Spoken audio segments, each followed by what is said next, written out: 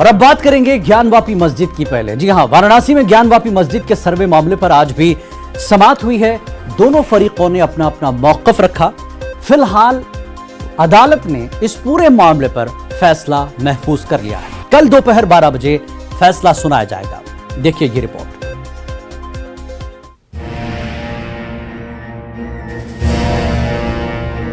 ज्ञानवापी मस्जिद के सर्वे मामले पर फैसला महफूज।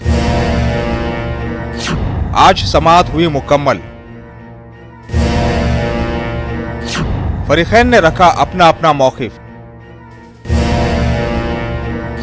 कल दोपहर 12 बजे आएगा फैसला। उत्तर प्रदेश के वाराणसी में ज्ञानवापी मस्जिद केस में मकामी अदालत जुमेरात को फैसला सुनाएगी। ज्ञानवापी मामले की समाअत आज शाम मुकम्मल होने के बाद अदालत ने अपना फैसला महफूज कर लिया है। लिहाजा जुमेरात यानी कल दोपहर 12 बजे फैसला सुनाया जा सकता है। इसके अलावा अदालत सर्वे की नई तारीख पर भी अपना फैसला सुनाएगी। आपको बता दें कि ज्ञानवापी मस्जिद का सर्वे अदालत के हुक्म पर ही शुरू किया गया था। ये सर्वे अदालत की जानिब से कोर्ट कमिश्नर अजय मिश्रा की क़यादत में कराया जाना था। ताहम उन्हें शदीद मुखालिफत का सामना करना पड़ा, जिसकी वजह से सर्वे मुकम्मल नहीं हो सका। अदालत में समाअत के दौरान दोनों फरीकैन ने इस बात पर इत्तेफाक किया कि सर्वे जजों की निगरानी में किया जाए। हिंदू फरीक ने मुतालिबा किया है कि मस्जिद के अहाते के अंदर सर्वे की इजाजत दी जाए। उन्होंने मस्जिद के अहाते में दाखिल होने के लिए सिक्योरिटी मांगी है। रिपोर्ट के मुताबिक समाअत के बाद हिंदू फरीक के वकील ने कहा कि अगर सर्वे के दौरान मस्जिद के सबूत मिले तो हम पीछे हट जाएंगे। वकील ने कहा कि अगर मंदिर के सबूत मिल जाते हैं तो मुस्लिम फरीक पीछे हट जाए। दूसरी जानिब मुस्लिम फरीक ने इल्जाम लगाया कि कोर्ट कमिश्नर जानिबदारी से काम ले रहे हैं। मुस्लिम फरीक के एक और वकील ने कहा कि हमने कानून के तहत अपना मौक़िफ़ अदालत के सामने रखा है। हमें अदालत के फैसले का इंतजार है। Bureau report, news 18 Urdu.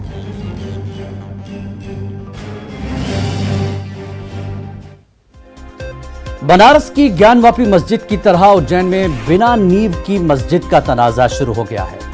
तारीखी शहर उज्जैन में शिप्रा नदी वाक़े बिना नींव की मस्जिद के अंदर लॉर्ड शिवा और गणेश की मूर्ति को लेकर महामंडलेश्वर तिलिशानंद के दावे के बाद मध्य प्रदेश में सियासत तेज हो गई है।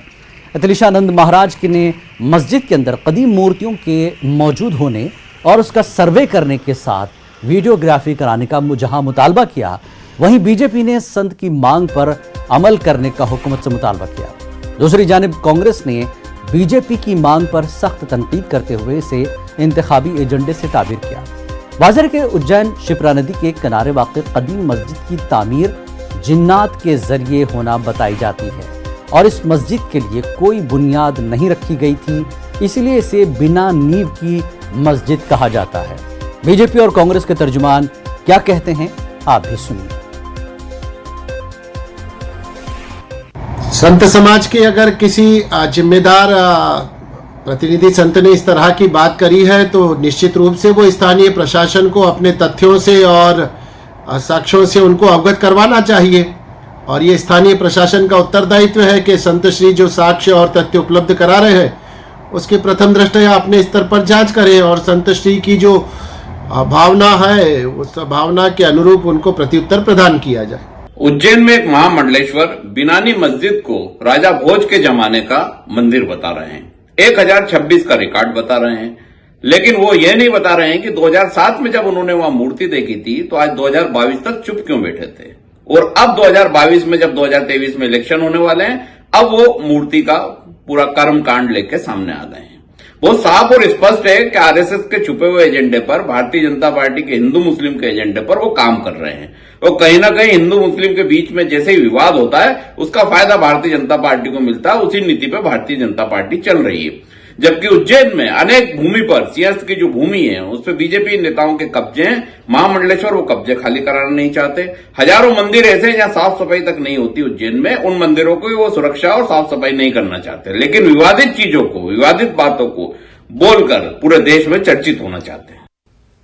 और अब बात करेंगे मुल्क से गद्दारी के कानून की। जी हां, सुप्रीम कोर्ट ने फिलहाल मुल्क से गद्दारी के कानून पर रोक लगा दी है।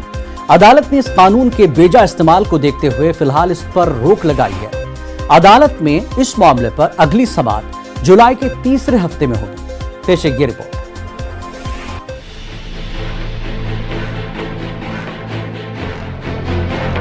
सुप्रीम कोर्ट ने मुल्क से गद्दारी के कानून के बेजा इस्तेमाल को देखते हुए इस कानून के असर नौ जायजा लेने तक रोक लगा दी है। सुप्रीम कोर्ट ने आज एक महत्वपूर्ण फैसला देते हुए 162 साल पुराने राजद्रोह कानून को निष्प्रभावी करने का आदेश जारी किया है। सुप्रीम कोर्ट ने अपने आदेश में यह कहा है कि जब तक केंद्र सरकार 124A यानी कि देशद्रोह कानून की समीक्षा करता है, तब तक ना तो देशद्रोह से संबंधित नए मुकदमे दर्ज किए जाएंगे और ना ही उस दर्ज किए गए मुकदमों पर ट्रायल किया जाएगा। वहीं कोर्ट ने अपने आदेश में यह भी कहा है कि इस मुकदमे से संबंधित जितने भी आरोपी हैं वो राहत के लिए निचली अदालतों का दरवाजा खटखटा सकते हैं। सुप्रीम कोर्ट ने केंद्र सरकार को भी इस कानून की समीक्षा करने का आदेश दिया है। वहीं सुप्रीम कोर्ट ने यह कहा है कि नए कानून जब तक इस पूरे मामले पर केंद्र सरकार समीक्षा नहीं कर लेती है, तब तक ना तो राज्य सरकारें इससे संबंधित कानून से कोई मुकदमा दर्ज करें और ना ही इससे संबंधित कोई ट्रायल चले। केंद्र सरकार ने भी आज सुप्रीम कोर्ट में यह प्रथम दृष्टया में माना कि इस कानून की समीक्षा करनी बेहद आवश्यक है, लिहाजा राज्य सरकारें इस पूरे मामले में नया मुकदमा दर्ज ना करें। बहरहाल सुप्रीम कोर्ट ने आज एक बड़ा आदेश देते हुए 162 साल पुराने इस कानून को निष्प्रभावी कर दिया है। बहरहाल सुप्रीम कोर्ट ने केंद्र सरकार को समय दिया है कि इस पूरे कानून की समीक्षा करे। वहीं सुप्रीम कोर्ट अब जुलाई के तीसरे हफ्ते में इस पूरे मामले की सुनवाई करेगा। अब आइए समझते हैं सुप्रीम कोर्ट के हुक्म की कुछ अहम बातें। तारीखी फैसले में सुप्रीम कोर्ट ने तमाम ज़ेरे इल्तवा गद्दारी के मुकदमात पर रोक लगाने का हुक्म दिया और पुलिस और इंतजामिया को मशवरा दिया कि वो इस कानून को उस वक्त तक इस्तेमाल न करें जब तक कि मरकज और उसका जायजा मुकम्मल न करे। चीफ जस्टिस एनवी रमन्ना ने कहा कि अगर नया मुकदमा दर्ज होता है तो मुतल्लिका फरीक अदालत से रुजू कर सकता है, जिसके बाद अदालत इस मामले को तय करेगी। चीफ जस्टिस ने कहा कि मरकजी हुकूमत रियासतों को कानून के गलत इस्तेमाल को रोकने के लिए हिदायत देने के लिए आज़ाद है। CJI ने मजीद कहा कि हम उम्मीद करते हैं कि मरकज और रियासतें 124A के तहत कोई FIR दर्ज करने से गुरेज करेंगी या जायजा खत्म होने के बाद कार्रवाई शुरू करेंगी। चीफ जस्टिस एनवी रमन्ना ने कहा कि दरखास्त गुजारों का कहना है कि कानून का गलत इस्तेमाल हो रहा है। अटॉर्नी जनरल ने हनुमान चालीसा केस में दर्ज गद्दारी के इल्जाम का भी हवाला दिया था। सीनियर वकील कपिल सिब्बल ने अर्जी गुजारों की तरफ से पेश होते हुए कहा कि हिंदुस्तान भर में 800 से ज्यादा गद्दारी के मुकदमा दर्ज हैं, जबकि 13,000 लोग जेल में हैं। दफा 144 की आईनी हैसियत को चैलेंज करने वाली अर्जी पर समाअत के दौरान हुकूमत का मौक़िफ़ पेश करते हुए सॉलिसिटर जनरल तुषार मेहता ने कहा कि इस कानून पर रोक न लगाई जाए, ये दुरुस्त तरीक़ा-ए-कार नहीं होगा। उन्होंने SP या उससे आला अफसर की मंजूरी के बाद गद्दारी की दफा के तहत FIR दर्ज करने की बात भी कही। मुकदमा दर्ज करने की हिमायत में पुलिस अफसरान माकूल वजूहात भी कलम बंद करेंगे। वहीं वजीर कानून किरण रिजिजू का कहना है कि हुकूमत ने अपना मौक़िफ़ और वजीर आज़म की नीयत को अदालत के सामने पेश किया। हम अदलिया और उसकी खुद मुख्तारी का एहतराम करते हैं, लेकिन मुक़न्नना, आमिला और अदलिया के बीच लक्ष्मण रेखा है, उसका एहतराम किया जाना चाहिए। इस तारीखी फैसले से यह बात तो साफ हो गई है कि अब मुल्क से गद्दारी के कानून का बेदरीग इस्तेमाल नहीं होगा। सुप्रीम कोर्ट का यह फैसला बरसों से इस कानून की जद में पिस रहे लोगों के लिए राहत भरा है। Bureau report, news 18 Urdu. तो सुप्रीम कोर्ट ने फिलहाल मुल्क से गद्दारी के केस दर्ज करने पर रोक लगा दी है। इस कानून की जद में बड़ी तादाद में लोग आए और सभी हुकूमतों ने इस कानून का बेदर्दी से इस्तेमाल किया और इस्तेहसाल किया। इस कानून की वजह से सहाफी जाकिर अली त्यागी को 40 दिनों से ज्यादा जेल में रहना पड़ा था। जाकिर अली त्यागी ने न्यूज़ 18 उर्दू से बात करते हुए कहा कि जिन लोगों के खिलाफ इसका इस्तेमाल किया गया उन सबको सुप्रीम कोर्ट के फैसले से राहत मिली है। जाकिर अली ने कहा कि सन 2014 से 2019 के दरमियान 300 से ज्यादा लोगों के खिलाफ मुल्क से गद्दारी का केस चलाया गया और सिर्फ 6 लोगों के खिलाफ ही जुर्म साबित हो सका। इससे साफ जाहिर होता है कि किस तरह इस कानून का गलत इस्तेमाल होता रहा। हमारे नुमाइंदे खुर्रम शहजाद ने जाकिर अली रागी से बात की। राजद्रोह के कानून पर फिलहाल रोक लगा दी है, लेकिन इस कानून की जद में बहुत सारे लोग आए। अंग्रेजों के जमाने का कानून था। लगातार ये सवाल उठता रहा कि अंग्रेजों के जमाने का कानून अभी हमारे युग में क्या कर रहा है। इससे बहुत सारे लोग मुतासिर हुए। हमारे साथ मौजूद हैं जाकिर अली तयागी। इन पर भी सेडिशन के कानून का इस्तेमाल किया गया था। आप लोगों के लिए कितनी राहत की बात है कि ये कानून का इस्तेमाल फिलहाल रुक रहा है? सेडिशन के कानून पर सुप्रीम कोर्ट की तरफ से रोक लगाया जाना ये सिर्फ मेरे लिए ही राहत भरी खबर नहीं है, ये हर उस व्यक्ति के लिए राहत भरी खबर है कि जिस पर सत्ता की आलोचना करने की वजह से सेडिशन का केस दर्ज किया गया है और उसको गिरफ्तार करके बेबुनियादी आरोप में उसको जेल में रखा गया है। सेडिशन सिर्फ पूरे इंडिया में मुझ पर ही नहीं लगा है। 2014 से 2019 के बीच 336 लोगों पर सेडिशन का केस पूरे इंडिया में दर्ज हुए हैं, जिसमें से सिर्फ सरकारी एजेंसियां और सरकारें मिलकर सिर्फ 5 से 6 लोगों को ही दोषी ठहरा पाई है। तो यानी कि साबित होता है कि मतलब जो है कि 336 में 330 जो केस दर्ज हुए थे वो फर्जी तरीके से दर्ज किए गए थे। और ये मेरे लिए नहीं है, सभी के लिए राहत भरी खबर है। अगर देखें तो कोई भी सरकार हो, तमाम सरकारें इस कानून का बेदर्दी से इस्तेमाल करती रही हैं। आपने इस कानून की वजह से क्या कुछ झेला? मैंने इस कानून की वजह से ये कुछ झेला कि जब मुझे गिरफ्तार करके जेल भेजा जा रहा था, मुझे गैर मुल्क का जो है बताकर मेरे साथ मारपीट कर रहे थे, क्योंकि उस वक्त बीजेपी की सरकार उत्तर प्रदेश में बनी ही थी जिसके मुखिया योगी आदित्यनाथ थे। और उन्होंने सीएम बनते ही जब कहा था कि गुंडे बदमाश यूपी छोड़कर चले जाए, तो मैंने फेसबुक पर लिखा था कि यहाँ पर भी 28 मुकदमे दर्ज हैं जिसमें 22 बहुत गंभीर है। उसी बात को लेकर पुलिस ने मुझे गिरफ्तार कर लिया गया था और मुजफ्फरनगर की कोतवाली में ले जाया गया। वहां ले जाने के बाद बहुत कुछ जो मैंने खोया है उसके बारे में मैं आपको बताऊं कि मेरे साथ में मारपीट जो की थी वहां पर घुस करके देशद्रोही है। वो देशद्रोही इसलिए बोला जा रहा था क्योंकि देशद्रोह का जो है कानून लगाया गया था हम पर। जनता को यह समझना होगा कि आज सुप्रीम कोर्ट ने उस पर रोक लगा ही दी है और उसका रोक लगाने का कारण सिर्फ और सिर्फ ये है कि सरकार ने जो है जो असली देशभक्त हैं उनको देशद्रोही दिखाने के लिए उन पर देशद्रोह का वो कानून इस्तेमाल किया जो 1837 में अंग्रेजों के जमाने में बनकर जो है तैयार हुआ था। और वो सबसे पहले इंडिया में बाल गंगाधर तिलक और महात्मा गांधी पर इस्तेमाल हुआ था। और कांग्रेस की सरकार भी इस देश में जो है सत्ता में रही, उसने भी जो है इस पर रोक लगाने की कोशिश नहीं की। लेकिन अब यहाँ पर हम काफी समय से जब 336 लोगों पर सिर्फ 3 साल में सेडिशन का केस दर्ज हुआ तो सुप्रीम कोर्ट ने उस पर जो है रोक लगाई है। आपको कितने दिन इस कानून की वजह से जेल में रहना पड़ा? क्योंकि हमने देखा है बीजेपी की सरकारें हो या कांग्रेस की हो या किसी और पार्टी की हो, इस कानून का तो काफी बेदर्दी से इस्तेमाल हुआ है। मुझे जो है मैं 42 दिन जो है मुजफ्फरनगर की जेल में रहा था। इस कानून की वजह से फिर मुझे कई बार जो है कई कार्रवाई का जो है सामना करना पड़ा। पुलिस ने और भी अन्य कार्रवाई की कि मुझे तड़ीपार कर दिया गया, गुंडा एक्ट लगा दिया गया, यहाँ तक कि मुझको 16 दिन जो है अभी लॉकडाउन में जो है गिरफ्तार करके मेरठ की जेल में भी रखा गया। और मुझको बार बार जो है नोटिस जो है मतलब प्रशासन की तरफ से मिलते रहे। यानी शुरुआत जो हुई थी मुझ पर केस लगने की वो सेडिशन के केस से शुरुआत हुई थी। उसके बाद प्रशासन ने मुझ पर लगातार जो है एक पूरी जो है लंबी कतार से लगा दी जो है। यानी FIR जिस वक्त जो है मुझे अपना पैसा जो है खर्च करना चाहिए था अपने कलम पेंसिल किताब पर, अपने स्कूली बैग पर, अपने स्कूली कोर्स पर, वो उसी वक्त से 17.5 साल की उम्र से मैं जो है वो पैसा अपने वकीलों की फीस में जो है खर्च करता आ रहा हूँ। जिन लोगों के खिलाफ मुकदमे चल रहे हैं या जिन लोगों पर आगे इस कानून के जरिए कार्रवाई हो सकती थी, उन लोगों के लिए बड़ी राहत की बात है। कैमरामैन नंगेंद्र के साथ खुर्रम शहजाद, न्यूज़ 18 दिल्ली। तो खास बात में खबरों का सिलसिला जारी रहेगा एक ब्रेक के बाद।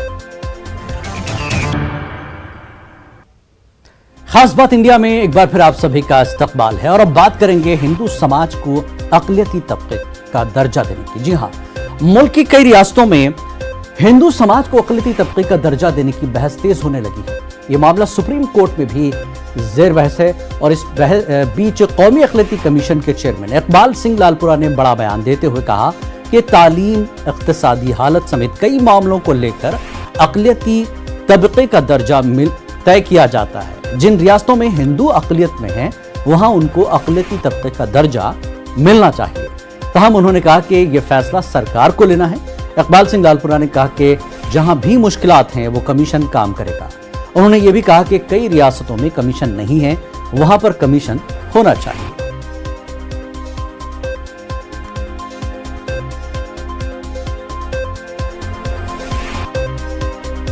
किसी को भी जरूरत है, बेसिकली जो मिनॉरिटी कमीशन बने हुए हैं जो रूल्स बने हैं वो वही है कि एजुकेशन, एम्प्लॉयमेंट और इक्वलिटी।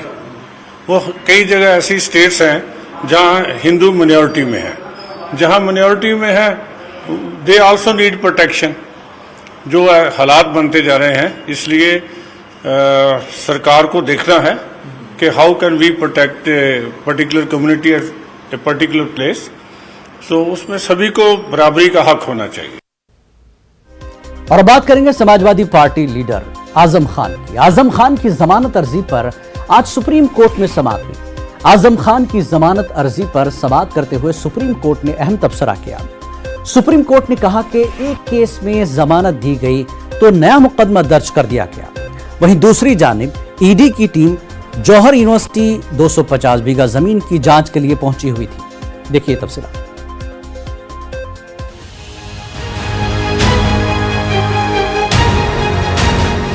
आजम खान की मुश्किलात में हुआ इजाफा। हाईकोर्ट से जमानत के बाद ईडी ने संभाला मोर्चा। ईडी की टीम पहुंची रामपुर जौहर यूनिवर्सिटी। 250 बीघा जमीन की जांच के लिए पहुंची टीम। बीवी और बेटे के खिलाफ गैर जमानती वारंट जारी। एमपी एमएलए कोर्ट से जारी हुआ वारंट। समाजवादी पार्टी के सीनियर लीडर आजम खान को हाईकोर्ट से जमानत मिलने के बाद भी अभी इनकी मुश्किलें कम नहीं हुई। जमानत के बावजूद अभी जेल से रिहाई आजम खान के लिए मुश्किल है, क्योंकि इन पर मजीद मुकदमे दर्ज कर दिए गए हैं। आजम खान की जमानत अर्जी पर समाअत करते हुए सुप्रीम कोर्ट ने अहम तबसरा किया है। सुप्रीम कोर्ट ने कहा कि एक केस में जमानत दी गई तो नया मुकदमा दर्ज कर दिया गया। सुप्रीम कोर्ट ने सवाल किया कि ऐसा क्यों हो रहा है। यूपी हुकूमत की तरफ से पेश होने वाले वकील ने कहा कि ये गलतफहमी है, हम इस पर हलफनामा दाखिल करेंगे, जिसकी इजाजत देते हुए अदालत ने केस की समाअत 17 मई तक मुलतवी कर दी। वहीं अब मोर्चा ईडी ने संभाल लिया है। आज ईडी की टीम रामपुर के जौहर यूनिवर्सिटी पहुंची। ईडी की टीम यूनिवर्सिटी की 250 बीघा जमीन की जांच करेगी। ईडी की टीम ने आज यूनिवर्सिटी की जमीन की पैमाइश की। अगर जमीन से मुतालिक जांच में कुछ निकलता है तो आजम खान की मुश्किलात बढ़ सकती हैं। वहीं दूसरी जानिब आजम खान के बेटे अब्दुल्ला आजम के 2 बर्थ सर्टिफिकेट से मुतालिक मामले की समाअत आज एमपी एमएलए कोर्ट में हुई। इस दौरान अब्दुल्ला आजम और उनकी मां को अदालत में पेश होना था, लेकिन वो नहीं पहुंची। हाजिरी से मुतालिक माफीनामा उनके वकील के जरिए अदालत में पेश किया गया। अदालत ने इस माफीनामे को खारिज कर दिया और अब्दुल्ला आजम और उनकी मां के खिलाफ गैर जमानती वारंट जारी करने का हुक्म सादिर कर दिया है। अब इस मामले की आइंदा समाअत 16 मई को होगी। Bureau report, news 18 Urdu. Madhya Pradesh में अक़लियती इदारों की खस्ताहाली दूर होने का नाम नहीं ले रही है। रियासत में अक़लियतों से वाबस्ता जितने भी इदारे हैं वो न सिर्फ खस्ताहाली का शिकार हैं, बल्कि अक़लियती इदारों में जिन अफसरान का तकर्रुर भी किया गया वो भी ज़ाब्ते के मुताबिक नहीं है। पेश है खास रिपोर्ट।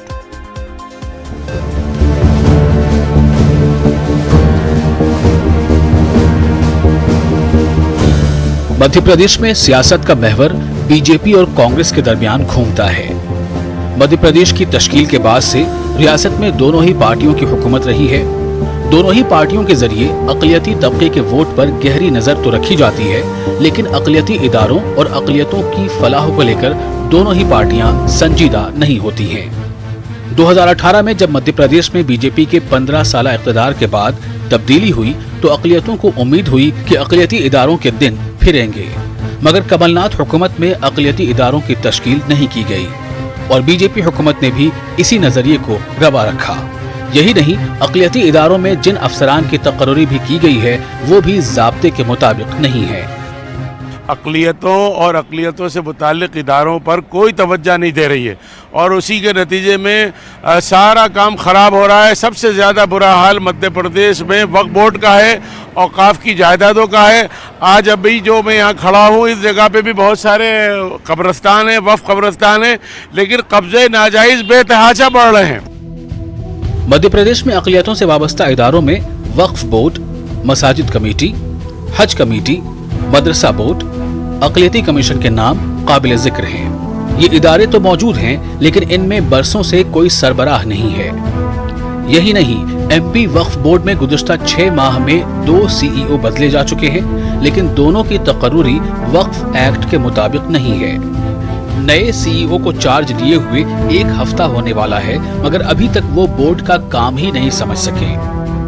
राइट ये है कि अभी मैंने 6 तारीख को ही ज्वाइन किया है, तो मैं अभी बोर्ड को समझ रहा हूँ और जो शासन प्रशासन के जो नियमानुसार कार्रवाई होगी वो उस पर मैं अध्ययन कर रहा हूँ और जैसा भी मेरे लायक कुछ काम होगा बब के लिए, बब की संपत्तियों के लिए, तो मैं उस पर कोशिश पूरी जारी रहेगी मेरी।